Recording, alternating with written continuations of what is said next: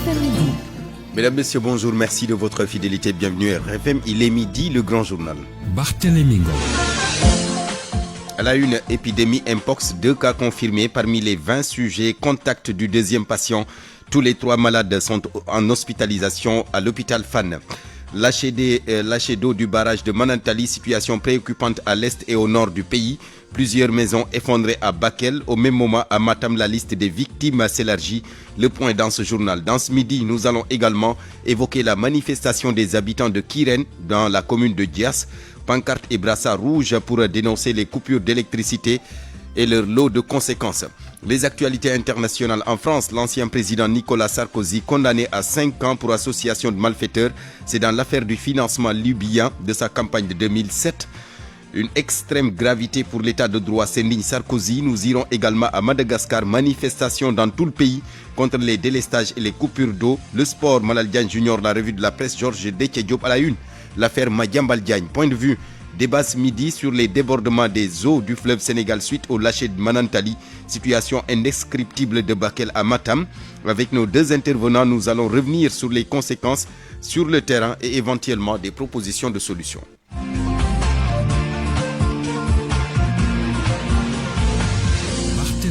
Bienvenue à tous à la technique Aliouba. D'abord, épidémie Mpox au Sénégal. Le nombre de cas augmente. 2 nouveaux cas ont été enregistrés après le retour des prélèvements qui sont revenus positifs. Il prolonge ainsi la liste des 20 sujets contacts du deuxième cas enregistré lundi dernier.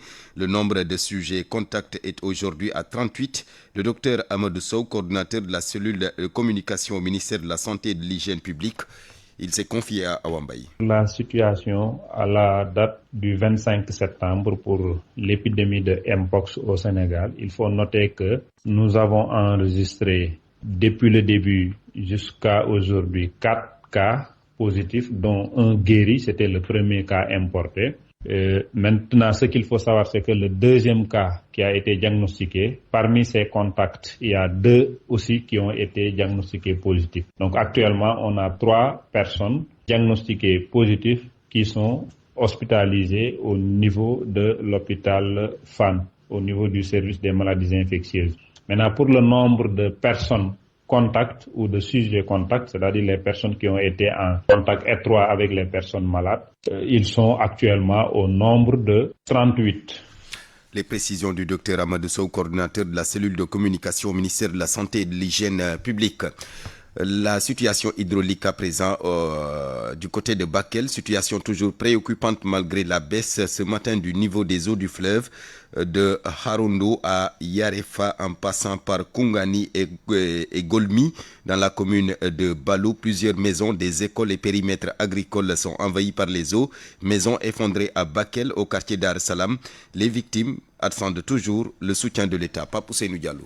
Même si l'eau commence à reculer avec la baisse du niveau des eaux passé de 10,45 m hier à 10,42 m ce matin, la commune de Balou dans le département de Bakel reste l'une des localités les plus touchées par les inondations causées par le débordement du fleuve Sénégal. D'Arundo à Yafera en passant par Golmi et Kongani, le sinistre a fini d'envahir des maisons, des mosquées et submerger les surfaces cultivables. Les agriculteurs qui représentent 90% de la population sont désormais confrontés à de lourdes pertes. Au quartier Dar Salam de la commune de Bakel situé à proximité du fleuve, plusieurs habitations sont tombées. Les populations empruntent des pirogues d'une maison à une autre pour passer sur les lieux chaotiques pour atteindre l'autre côté de la rive. Ces populations attendent toujours une réaction urgente de l'État pour panser leurs plaies, relancer leur économie et assurer leur survie. Tambacounda, Papousseinou Diallo, Radio Futur Média. À Matam, la forte pression des eaux du fleuve continue d'élargir la liste des victimes dans la région. Après Djamel, les habitants de Gouriki et Sinthiou Diamdior se retrouvent dans une situation préoccupante. Ali Bandelniang. À 8,47 m ce matin à la station de Matam, le fleuve Sénégal continue de déverser ses eaux dans toutes les zones du Dandemayo. Sur la base des alertes les plus sérieuses, nous nous sommes intéressés à la situation à Gouriki-Koliabé, dans le département de Kanel, où les jeunes sont appelés depuis ce matin pour tenter de barrer les eaux déjà dans le village. À Gouriki, justement, où nous avons joint Abdurrahman Anne. Tellement on est rentré de faire des sacs de sable pour faire la défense, quoi. Pas la solution, mais c'est ça qu'on a. L'année dernière, ils étaient là, mais cette année, ils sont pas encore là, mais il nous a envoyé le des sacs de sable pour qu'on fait les digues de porte-pression. Actuellement même, on est sous le foule des zones de village. On peut sortir pour faire la digue vers la mosquée. On a peur, mais si l'État est venu, il va trouver que nous, on a fait ce qu'on peut le faire. De l'autre côté, dans le département de Matam, au cœur du Dandemayo, Bosoya, où toutes les localités sont sérieusement exposées, nous nous sommes entretenus avec Moussa Sireiso. Il est le chef de village de Sinthiou Diamdior. L'eau est presque dans le village, surtout de hier soir jusqu'à maintenant, on commence à rentrer dans, on a au moins des dizaines de maisons à côté d'une rivière, l'eau commence à rentrer. Bon, vraiment, ça fait peur. Alors, quels sont les moyens que vous disposez pour barrer l'eau? C'est les sacs que le préfet nous a envoyés, c'est tout ce qu'on a. Il ne peut pas faire grand chose parce que si l'eau il monte, toutes les sanctions à mettre deux ou trois, dans 2 ou 3 jours, il va traverser les sacs qu'on a mis. Votre appel à l'endroit des autorités qui vous écoutent en ce moment-là? On demande toujours de l'aide d'État, s'ils pouvaient nous faire plus qu'on a. Bon, vraiment inquiet, on n'a aucune solution, c'est juste pour regarder. Au moment où les préfets de Matam et de Kanel continuent de s'enquérir du sort des sinistrés, il faut relever que les opérations de recensement sont déjà enclenchées. Sous le contrôle et la coordination du gouverneur de Matam, les populations sinistrées et fortement exposées ne comptent aujourd'hui que sur les sous-préfets et les 2 préfets. Matam, Ali Bandelnian, RFM. Les fortes pluies dans le département de Foundiougne, plus de 220 hectares de champs détruits par les eaux à Niassène. Les producteurs dans la tourmente, autorités municipales et populations impactées sollicitent une aide d'urgence des autorités au sommet de l'État. Aminata Goudiaby. D'une voix tremblante, Keba Sissé, septuagénaire, explique le sinistre. Dans le village de Kerbangou, commune de Niassène, 78 hectares de champs sont complètement engloutis. Les récoltes de mil, de pastèques, de maïs, d'arachide et de sorgho sont toutes détruites. El Ajloum est un jeune agriculteur du village de Kerbangou et fait partie des impactés. Comme vous le voyez, il ne reste plus rien dans ces champs. Toutes nos cultures ont été envahies par les oiseaux. Dans notre village, on a perdu 78 hectares. La situation est inédite pour Cheikh Moussa Sissé, habitant de Kermor Khoreja. Dans ce village, il n'y aura pas non plus de récolte. Des dizaines d'hectares de champs sont sous les eaux. C'est un phénomène pratiquement depuis notre enfance. On ne l'a pas constaté. Il y a beaucoup de champs qui ont été envahis par les eaux, entraînant une situation où les populations ne vont pas récolter. Kerbangou, Kerbakarili, Ndjourbel et bien d'autres villages de la commune de Niassène sont dans le désarroi total. 224 hectares de champs de la commune ravagés par les inondations. Les autorités municipales de Niassène parlent de situation catastrophique. Oumar Niass est le directeur de cabinet du maire. Nous avons constaté plus de 224 hectares qui ont été inondés dans la commune de Niassène. Toutes spéculations confondues, la commune de Niassène, l'activité dominante est l'agriculture et avec les inondations, vraiment les paysans sont désespérés. L'État, les partenaires au développement et les bonnes volontés sont appelés à l'aide. Les agriculteurs concernés redoutent des pertes financières colossales. Nourrir correctement sa famille pourrait être même difficile pour certains. Toutes les autorités du département de Foundiougne sont mobilisées pour lancer un cri de cœur, un appel aux autorités étatiques pour qu'ils viennent en aide à la commune de Niassène. Dans certains villages au-delà des champs, certaines familles ont depuis plusieurs jours les pieds dans l'eau. Aminato Goudiaby, Fatick RFM. RFM, partout. Tout le temps. Midi, bientôt 10 minutes, le collectif des maîtres radiés par l'ancien ministre de l'Éducation nationale, Serigne Mbaye Thiam, qui demande à ce que justice soit rendue conformément à la décision de la Cour suprême rendue en 2014. Ces élèves maîtres veulent tout simplement réintégrer le système éducatif. Lamine Diop, le coordonnateur du collectif, au téléphone avec Awambaye. Pour rappel, en 2014, après avoir suivi 5 mois de formation dans les CRSTE, l'ex-ministre de l'Éducation nationale, Serigne Mbaye Thiam, avait pris la décision numéro 4038 du 24 juillet 2014 pour radier 690 élèves maîtres déclarés admis dans un concours de recrutement des élèves maîtres option arabe français de son demi-période. Ce faisant, nous étions constitués en un collectif pour solliciter l'annulation de la décision du ministre Serigne Mbaye Thiam, ce que la Cour a déclaré recevable, puis a procédé à l'annulation de la décision du ministre, afin d'ordonner à Serigne Mbaye Thiam de réintégrer dans le système éducatif. Mais à notre grande surprise, le ministre Serigne Mbaye Thiam avait refusé d'appliquer la décision de la Cour suprême, allant jusqu'à obtenir le soutien de certains députés et du soutien de Macky Sall. Maintenant, nous demandons à ces nouvelles autorités, le président Bassirou Diomaye Faye et son premier ministre Ousmane Sonko, d'appliquer la décision de la Cour suprême, comme nous sommes dans l'ère du football de politique. Est-ce que vous avez pu voir ou bien être en contact avec le ministre de l'Éducation? Oui, effectivement, on a écrit le ministre de l'Éducation nationale. On a écrit le Premier ministre, on a même écrit le médiateur de la République. Mais jusqu'à maintenant, on n'a pas de retour, ce qui est inquiétant. Alimentation scolaire Sicodev Afrique et ses partenaires qui mènent une campagne de sensibilisation à Kaolack en collaboration avec les collectivités territoriales. Objectif, relever les défis liés au financement des cantines scolaires. Sicodev Afrique demande aux élus locaux de porter le combat. Khadi Tchanendoy, la chargée de programme, chargé donc du programme Accès durable à une alimentation à Sicodev Afrique, interrogé par Fatumbo.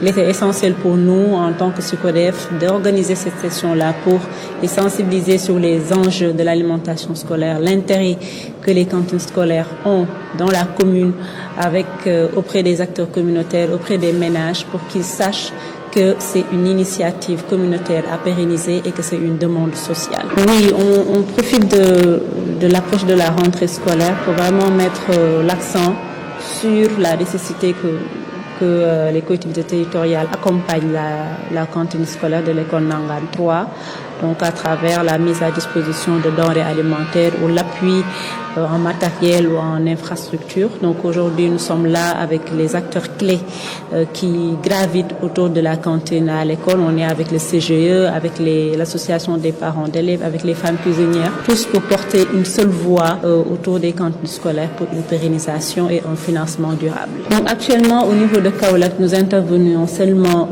à l'école Nangan 3, mais c'est un projet qui couvre la commune de Tambacounda avec les cases de tout petits. Et donc nous espérons qu'avec l'appui et l'accompagnement des partenaires et surtout des collectivités territoriales, une mise à échelle à d'autres écoles au niveau de la commune de Kaolack. Place maintenant aux populations de Kirène. C'est dans la commune de Diass. Elles étaient dans la rue, une manifestation pour dénoncer les coupures d'électricité avec leur lot de conséquences sur leur matériel agro et électroménager. Des coupures de courant qui n'ont pas épargné le forage du village qui aujourd'hui est à l'arrêt. Pancarte et brassard rouge, le tout sous les yeux de Ndeye Mati Dieng. La gestion de l'électricité dans le village de Kirène est jugée mauvaise, très mauvaise par les populations qui dénoncent des coupures répétitives et de longue durée. Nous dénonçons jusqu'à la dernière énergie les problèmes de coupure d'électricité récurrentes à Kirène, la gestion irresponsable et irrespectueuse de l'électricité, mais aussi l'impact négatif que la société SCL a envers la population de Kirène. Tout le village de Kirène est dans l'obscurité. Un regret d'une telle situation au XXIe siècle. Ces coupures incessantes perturbent même la distribution de l'eau, désormais presque inaccessible dans le village, précise le porte-parole de l'association pour le développement de Kirène. Vous verrez que cette coupure d'électricité a occasionné la perte de beaucoup de matériel électronique. D'ailleurs même, c'est ce qui fait qu'aujourd'hui, on peine à trouver de l'eau parce qu'on a raccordé le forage au niveau de ce réseau. Qu'est-ce que le village de Kirène a fait à l'État du Sénégal? À quelques minutes de Dakar, donc Kirène peine à trouver de l'électricité. Et c'est malheureux. Il propose plusieurs pistes de solutions. Ce que nous voulons aussi, avoir un raccordement du central de l'AIBD pour au moins faciliter l'accès à l'électricité, mais aussi une extension. Vous verrez qu'avec les nouvelles constructions, les gens peinent à trouver de l'électricité. D'ailleurs même, on nous demande de l'argent pour acheter des poteaux électriques, ce qui est anormal. Et la population de Kirène aujourd'hui reste engagée, déterminée, dévouée pour une électricité fiable, sécurisée. Ce point de presse constitue le premier pas vers la solution de leurs problèmes, indiquent les membres de l'association pour le développement de Kirène qui interpellent les autorités. Ndeye Mati Dieng, Kirène, Radio Futur Média. Mbour, l'UNACOIS Diapo renouvelle ses instances et dit son inquiétude sur la situation économique du pays. Une situation que l'organisation impute aux difficultés que les commerçants rencontrent au port de Dakar. La sortie des conteneurs demeure un problème parce que la douane ne facilite pas du tout les procédures, regrette l'UNACOIS Diapo. Abdul Aziz Fall, le secrétaire général avec Ndeye Mati Dieng. Ce jour-là présente un grand moment pour les membres de l'UNACOIS Diapo. Et comme vous l'avez constaté, on a à partir d'aujourd'hui un nouveau président qui va apporter du nouveau souffle du nom de Abdul Aziz Khan. C'est-à-dire le moment vraiment, c'est le bon moment pour essouffler et faire renaître l'UNACOIS Diapo. Vous l'avez bien dit, effectivement, le contexte est bien précis pour que ces genres d'associations reviennent au premier plan. Protéger ses membres, défendre les intérêts de ses membres. Vous savez, au niveau des importateurs, on rencontre des problèmes avec les douaniers. On rencontre des problèmes fiscaux actuellement. On rencontre des problèmes économiques. Mais c'est le contexte qui est là. Je l'ai dit tout à l'heure à l'Assemblée, le département de Mbour, c'est un département très lourd. Il pèse beaucoup au niveau national, mais au niveau de la commune aussi, on rencontre d'énormes problèmes au niveau du marché. Les routes, l'encombrement, il y a une mauvaise organisation en ce qui concerne l'attelage des commerçants partout. L'INACOA-Diapo est venu maintenant pour discuter et enfin résoudre tous ces problèmes-là. Comme je l'ai dit, ensemble, les associations, les ASC, toutes les associations dans le marché, autour d'une table, Inch'Allah, on va trouver une solution. Nous rencontrons d'énormes problèmes en ce qui concerne la sécurité, l'insalubrité. Vous pouvez le constater, le marché est vraiment très sale. L'insécurité. Nous qui sommes pratiquement tous les jours, nous pouvons témoigner que le marché de Mbour rencontre d'énormes problèmes en ce qui concerne l'insécurité et l'insalubrité. Abdelaziz Fall, secrétaire général de l'UNACOA-Diapo, section Mbour, Diourbel. Sur les 13 carrières que compte la région, seules 2 sont en règle. Pour les 11 autres, un délai de 60 jours leur a été accordé pour qu'elles se régularisent. Mbassou Diop, le directeur régional de l'énergie, du pétrole et des mines, dit aussi avoir constaté un problème de réhabilitation des carrières. Le voici avec Babacar Diouf. Après les audits internes, administratifs et les audits physiques, c'est-à-dire les audits sur le terrain, on a constaté qu'un bon nombre de carrières ne sont pas à règle, selon la législation et la réglementation en vigueur. En termes de chiffres? Ouais, en termes de chiffres, si on prend les carrières, on a constaté qu'il y a 11 carrières qui sont en exploitation, mais qui n'ont pas d'autorisation en cours de validité. Donc il y a 2 carrières seulement qui sont conformes à la réglementation. C'est vrai, le code minier a même dit qu'il faut que quand l'exploitant exploite, doit faire ce qu'on appelle une réhabilitation progressive. Mais tel n'est pas le cas. Au niveau de la région de Diourbel, on constate que beaucoup de carrières, beaucoup de sites sont exploités et abandonnés sans réhabilitation. C'est pour cela on va essayer de travailler avec les autorités administratives, avec les élus locaux, pour voir quelle méthode de réhabilitation est plus adaptée pour ces carrières déjà exploitées et abandonnées. RFM. L'actualité internationale.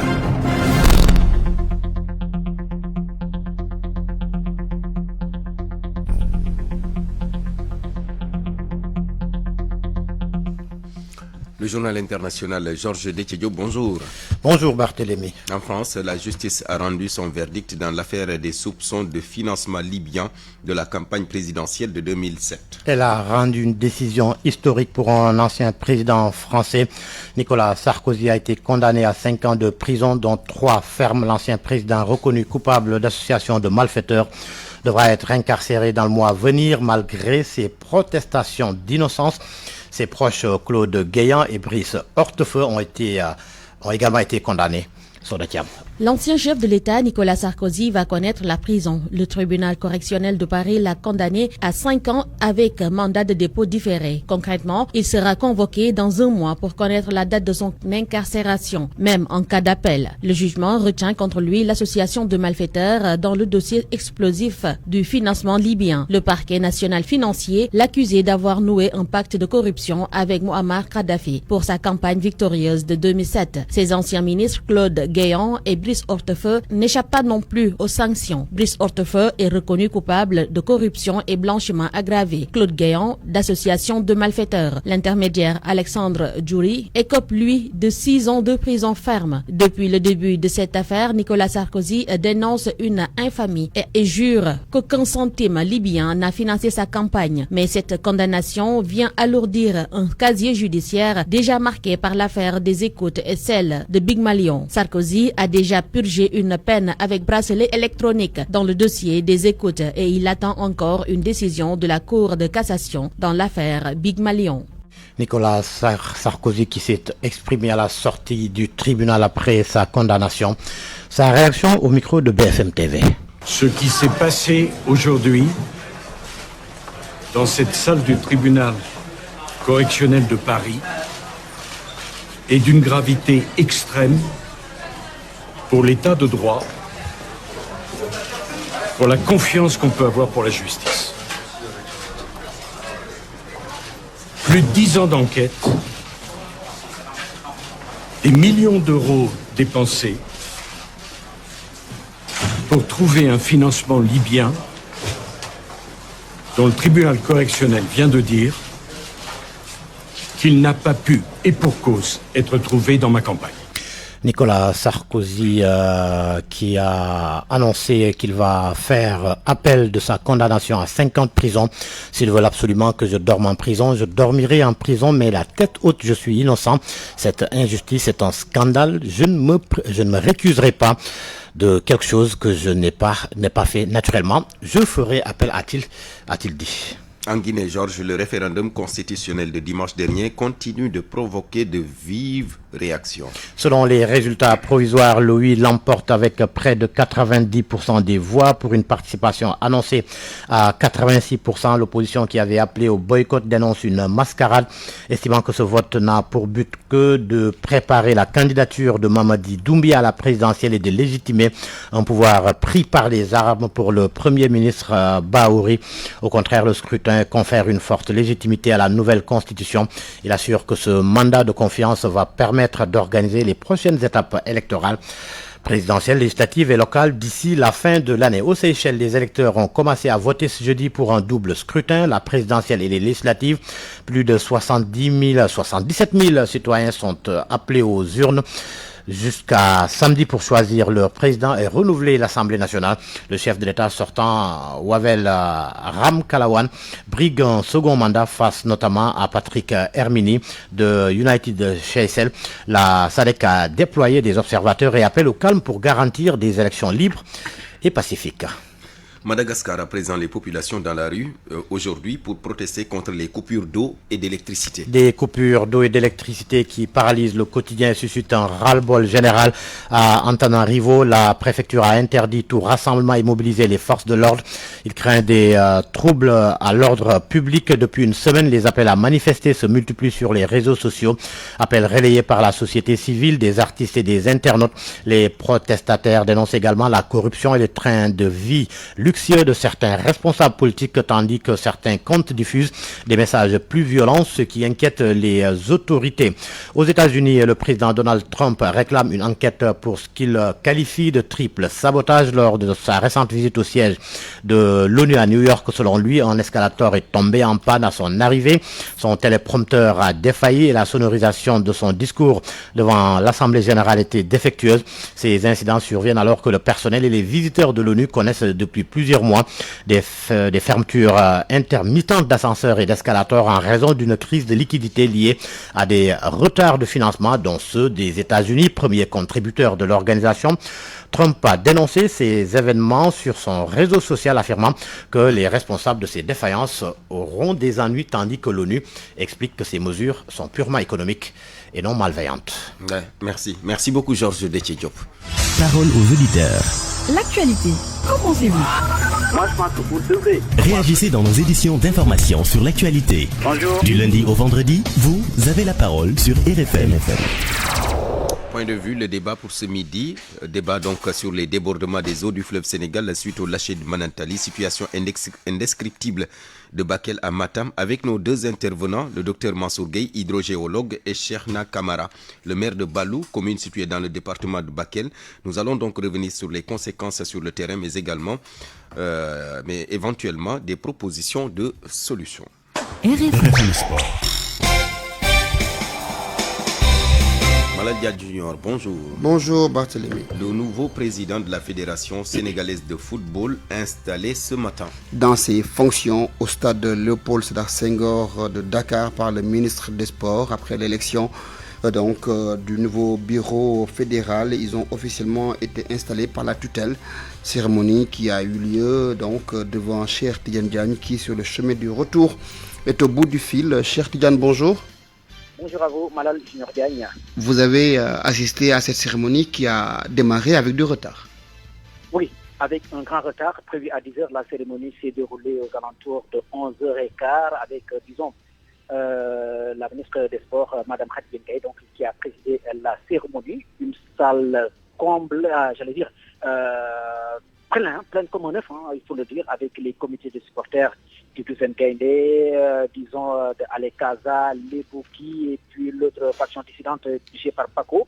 Donc cela s'est déroulé à la limite dans un désordre extraordinaire où on n'avait pas de possibilité pratiquement à faire le travail comme il le fallait. Mais bon à mal, finalement, la cérémonie s'est tenue sous la présidence de Mme Khadija Ndiaye, qui donc à l'entame de ses propos avant d'installer disons le nouveau bureau fédéral, a quand même donné des directives allant dans le sens en tout cas de mieux tenir donc la maison, faire mieux que la fédération précédente dirigée par Augustin Senghor, ou alors essayer en tout cas de faire disons comme lui. Allant dans ce sens également, la ministre a décidé à annoncer disons des mesures fortes pouvant permettre à cette fédération de travailler en tout cas dans la sérénité. Prenant la parole également, le nouveau président de la fédération sénégalaise de football, en l'occurrence Abdoulaye Fall, s'est également appesanti sur son discours de campagne qui permettrait lui à son avis de renouveler le football sénégalais qui effectivement a eu à faire des résultats, mais il reste encore du chemin à faire, notamment sur le plan de l'accompagnement du football dans son ensemble, des clubs entre autres. Donc essentiellement le débat a porté sur ça. Une cérémonie quand même très courte qui n'a pas fait plus d'une heure depuis qu'elle a démarré. Donc juste après c'était la sortie de famille avec le comité exécutif qui certainement devrait être installé incessamment pour une nouvelle aventure de 4 ans à la tête de la Fédération sénégalaise de football. Cheikh Tidiane Diagne, le retour de la cérémonie et qui s'est déroulée au stade Léopold Sédar Senghor pour la radio Futur Média. Bon retour, Cheikh Tidiane. Nous parlons de football féminin. Barthélémy à présent. Du foot féminin, le Sénégal qui joue contre l'Algérie ce week-end. Ce sera pour la phase retour des éliminatoires de la Coupe du Monde U20. Après avoir battu les Algériennes à Thiès, les Sénégalais sont à l'extérieur pour ce week-end. Rencontre qu'elles comptent aborder avec tous les atouts de leur côté pour revenir avec la qualif au bout des godasses. Mbayang Thiam, leur entraîneur, est avec Sodechan. Oui, alhamdulillah, on remercie encore le bon Dieu. Le voyage s'est bien passé. Nous sommes bien arrivés en Algérie. Et les filles, depuis le départ, elles sont conscientes de ce qui les attend. Elles sont motivées à rectifier toutes les erreurs qu'elles ont pu faire au match aller et pouvoir rebondir et faire un bon match ici en Alger, gagner et assurer la qualification pour le tour prochain, Inch'Allah. Voilà, nous parlons de cyclisme pour finir avec cette solution de sortie de crise au niveau de la Fédération sénégalaise de cyclisme avec Cheikh Anta Diop qui a pris ce matin le secrétaire général de la Fédération sénégalaise après une décision du tribunal arbitral mettant fin à une querelle entre les deux factions. La branche dite authentique a finalement eu raison de ses challengers et les derniers qui ont remporté ce bras de fer devant les juridictions habilitées invitent tous les acteurs du cyclisme à se mobiliser pour relancer la discipline, mais également pour bien préparer les Jeux olympiques de la jeunesse l'année prochaine. Nous écoutons Mapenda Wade, un des responsables de la fédération, au micro de Cheikh Anta Diop. La fédération qui était là, désignée par le ministère, n'a plus aucune valeur juridique parce que le tribunal a vidé son délibéré et a annulé l'Assemblée générale qui s'était tenue le 15 janvier 2022. Pendant cette Assemblée générale, il y a eu beaucoup de couacs dans l'organisation et un bureau qui ne détenait pas de licence a été mis en place par le ministère. Il faut remettre les choses en place.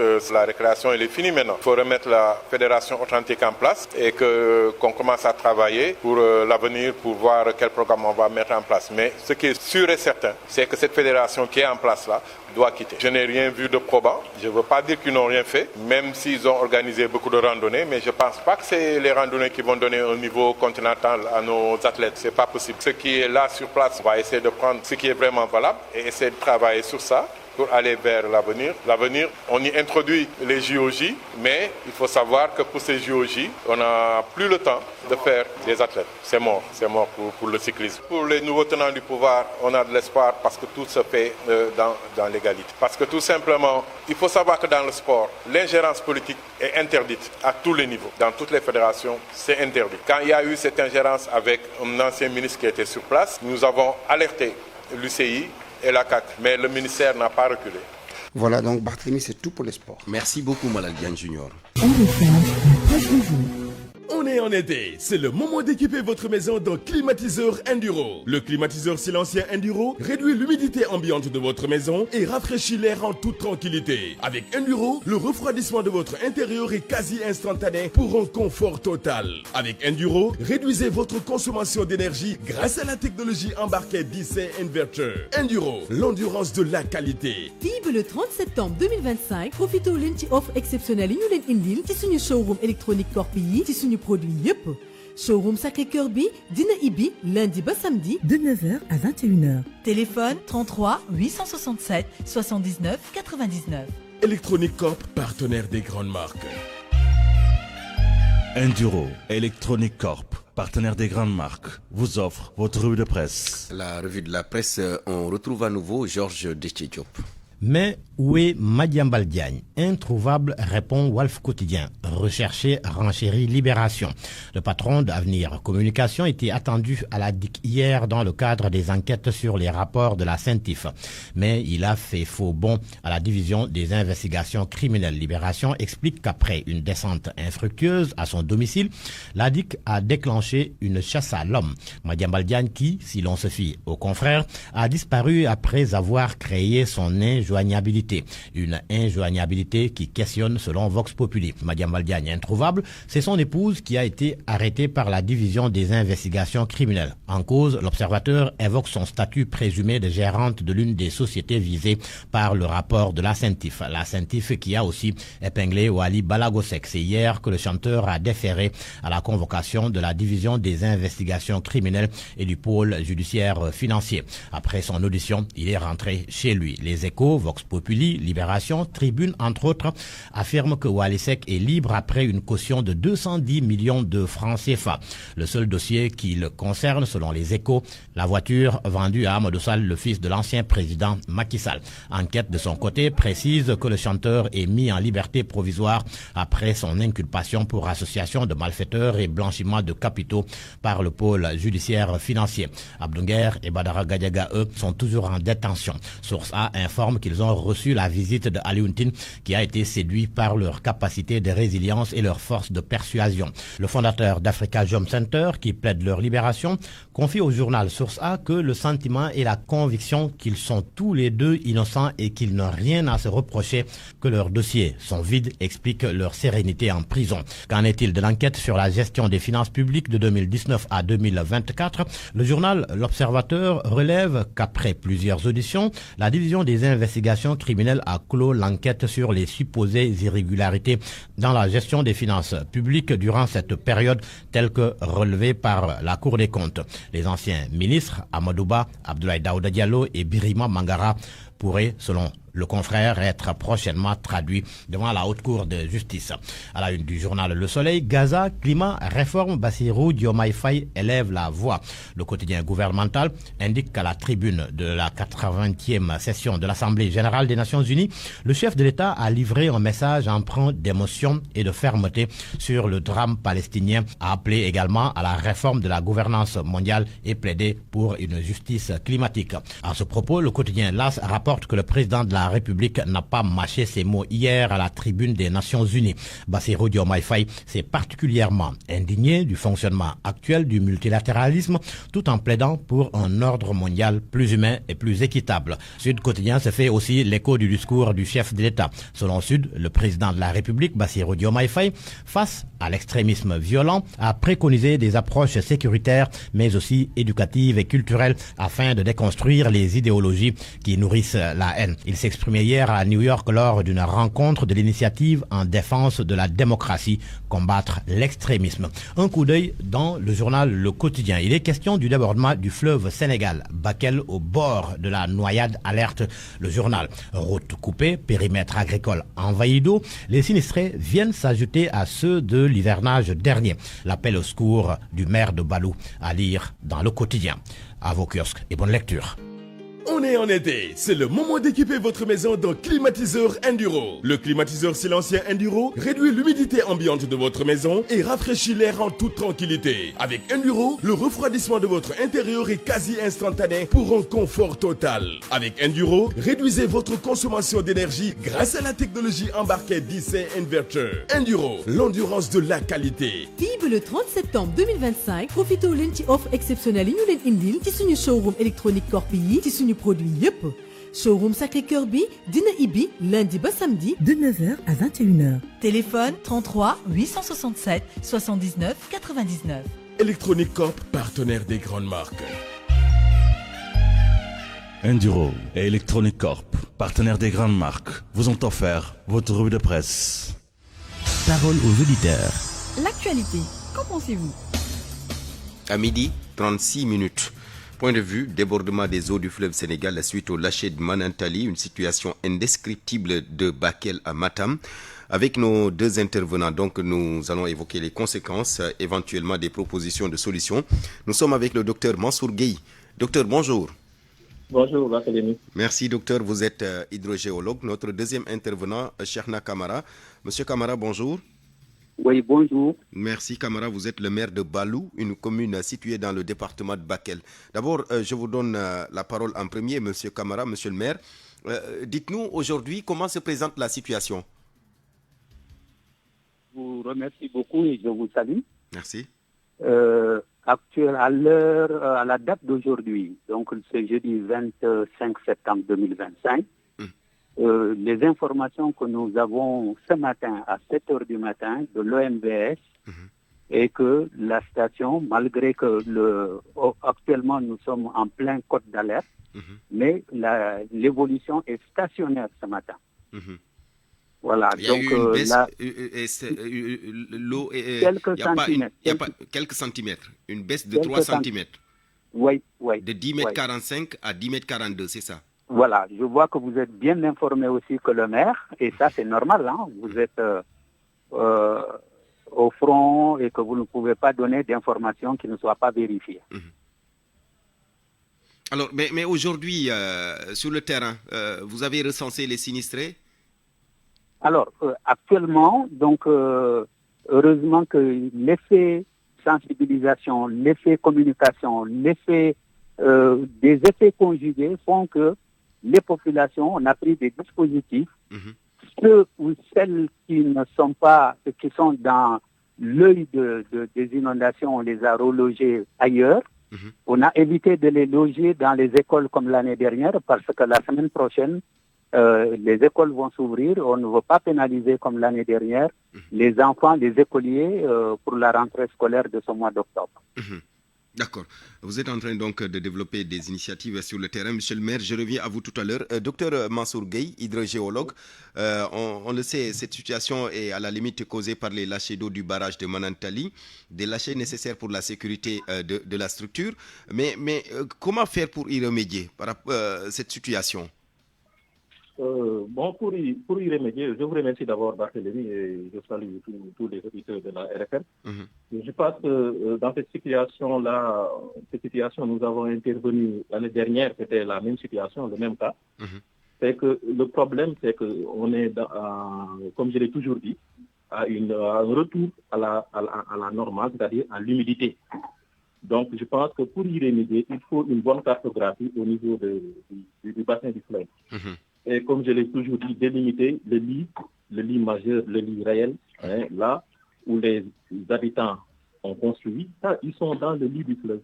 Donc, il faut impérativement une relocalisation des populations. Une relocalisation. C'est pour cela que moi, je suis dubitatif en disant que c'est des inondations. En fait, ça, c'est des fonctionnements normaux du fleuve. Et essayer maintenant d'utiliser ces terres-là et relancer ce qu'on appelait la culture de décrue.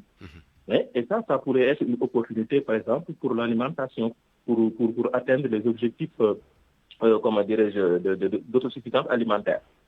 Moi, je pense que on est dans une période humide, un retour à la normale, à l'humidité, et le fait de pomper ou bien de donner d'autres solutions qui ne sont pas structurantes ne sert à rien. Il faut relocaliser les populations, délocaliser les populations et sortir complètement du lit majeur et laisser ces terres-là pour l'agriculture. Et à la limite, procéder à une planification territoriale pour voir tout cela. C'est ça, procéder à une planification territoriale et bien définir les zones non édificantes. Même si on remonte un peu dans l'histoire, les zones où les gens habitent maintenant, très proches du fleuve, d'habitude, les gens n'habitaient pas. Les premiers occupants de parcelles présentes n'habitaient pas dans ces zones basses-là. Ils habitaient dans les plateaux, dans les zones qui sont hautes, et ces zones basses ont été réservées pour l'agriculture. Et ils allaient cultiver dans ces zones-là après que le fleuve retourne dans son lit mineur, c'est-à-dire les cultures de Il y en a aussi qui se sont rapprochés du fleuve pour leurs activités. Oui, pour les activités. Mais il ne faut pas loger là-bas. Ils construisent des maisons. Pour les activités agricoles, on peut faire des aménagements comme on le fait dans le Delta. On peut faire des aménagements là-bas pour faire des cultures de décrue. Mais je pense qu'il faut que les habitants, il faut qu'on reloge les habitants. Il faut qu'on déguerpisse, par exemple, les habitants et les reloger dans les zones qui sont hautes, dans les plateaux. Et laisser ces zones basses-là qui constituent le lit majeur du cours d'eau. Et là peut-être la responsabilité incombe aux autorités. Oui, les autorités sont en train de faire des actions pour aider les populations. Et elles sont en train également de faire des actions de suivi, comme par exemple, c'est toujours la DGPE qui fait un excellent travail, par exemple, de suivi et d'alerte précoce. Parce que les lâchers des eaux ne constituent pas, pour moi, une action, une cause majeure de ces inondations. Ces inondations, c'est le fonctionnement, on pourrait dire même normal du fleuve. Parce que le barrage de Manantari se trouve simplement sur un affluent, sur une branche du fleuve Sénégal. Donc, il reste les autres branches qui sont drainées par le fleuve et qui sont alimentées dans le haut du bassin par de fortes pluies. D'accord. Donc, les lâchers du barrage sont des mesures de gestion même du barrage. Parce que si on ne le fait pas, le barrage va céder et les quantités d'eau qui vont être lâchées vont être plus importantes. C'est pour la sécurité de la structure, merci. C'est pour la sécurité de l'ouvrage. Le barrage contribue même à diminuer les inondations. D'accord. Merci, docteur. Je reviens à vous tout à l'heure. Même pour lutter contre les inondations. Merci, docteur. Je reviens à vous tout à l'heure, docteur. Alors, monsieur le maire, au-delà des conséquences sur le terrain, des périmètres agricoles envahis, des maisons, des écoles, mosquées, entre autres envahies, il y a aussi les risques sanitaires, puisque les inondations favorisent souvent des maladies liées à l'eau. Tout à fait. L'exemple type, c'était l'année dernière où tout a été inondé. Même les rues dans les villages de la commune de Dakar ont circulé en pirogue. Ça, c'est du jamais vu depuis 1954. Il faut dire ce que le docteur vient de dire, c'est effectivement vrai, mais il faut faire un peu la rétrospective historique de cette situation des inondations et que pour dire que c'est vrai qu'il y a un certain nombre d'endroits où les populations se sont installées, ça a duré leur maison pendant 10 ans, 15 ans, 20 ans, 30 ans, voire même plus. Mais cette catastrophe de l'année 2024 a révélé que dans des zones comme ça, il ne fallait pas, l'homme a toujours tendance à oublier toutes ces situations et que l'État, quand il n'y avait pas pendant ces 30, 40, 50 ans des choses comme ça pour intervenir, ne peut pas faire grand-chose et que maintenant, la référence aujourd'hui, c'est 2024 où la situation est telle que nous sommes dans une situation en quelque sorte, c'est lié aux effets des changements climatiques. Il y a 10 ans en arrière, on ne connaissait pas cette situation. Voilà, exactement. On connaissait toujours les inondations, mais qui n'impactaient pas. D'abord, là où il y a ces inondations, c'était des terres agricoles, où les gens ils ne s'installaient pas, mais au bout de 10, 15, 20 ans, qu'on ne voit rien venir, on avait fait cela.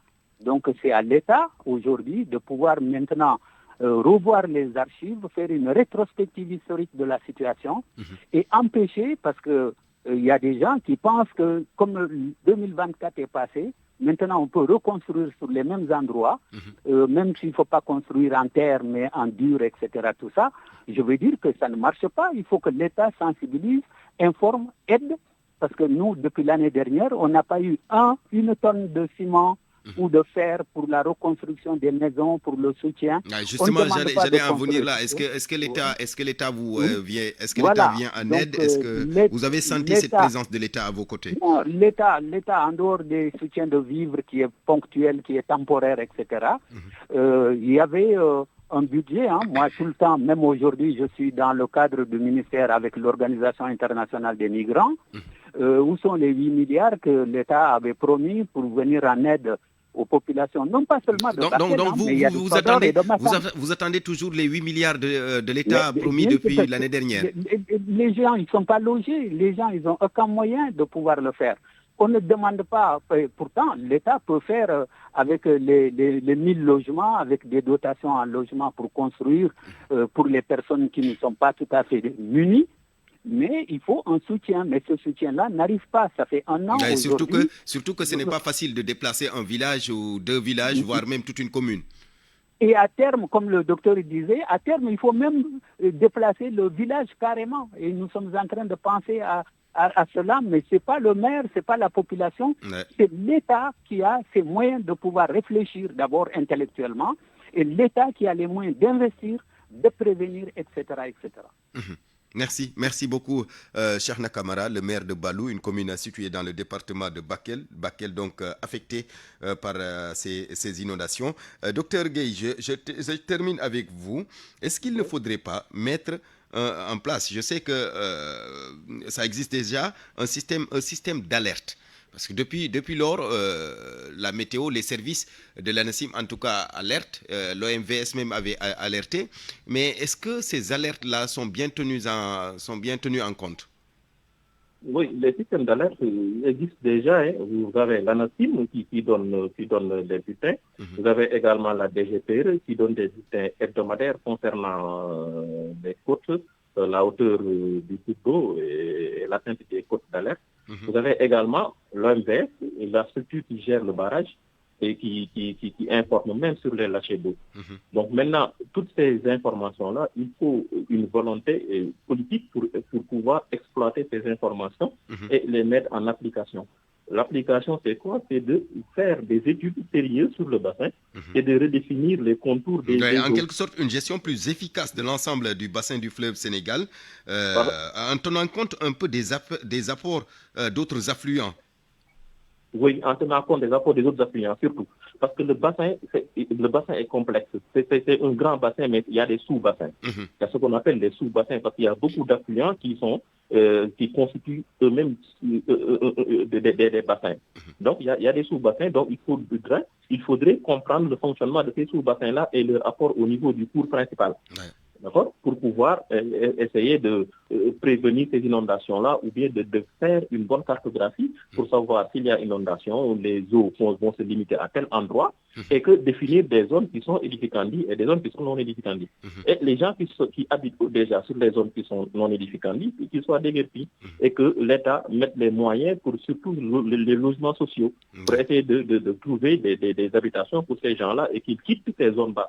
Sinon, on va toujours retourner à la case de départ. Chaque année, on va parler des inondations et après, on va injecter de l'argent. Et ça ne va pas servir grand-chose. Il faut une solution durable.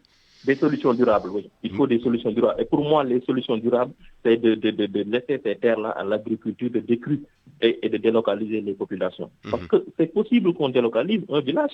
C'est possible qu'on délocalise des villages. Si on remonte un peu dans l'histoire, il y a des villages qui sont délocalisés. Il y a des villages qui sont délocalisés. Donc ça, c'est une possibilité. Il suffit d'avoir une volonté politique simplement. Merci. Merci beaucoup, docteur Mansour Gueye. C'est moi, merci, docteur Mansour Gueye, hydrogéologue. Merci également à Cheikhna Kamara, maire de Balou, dans une commune située dans le département de Bakel. On vous retrouve tous les deux dans le journal de 13h, en Wolof qui vous sera présenté par Boubacar Dieng. Mesdames, messieurs, merci à vous. C'était le midi, présenté par Barthélémy Ngom, mise en onde Aliouba, chef d'édition Mam Astoukan Awambaye. Dans quelques minutes, dans moins de 10 minutes, donc le journal de 13h avec Boubacar Dieng. Bonne suite de programme sur la radio Futur Média.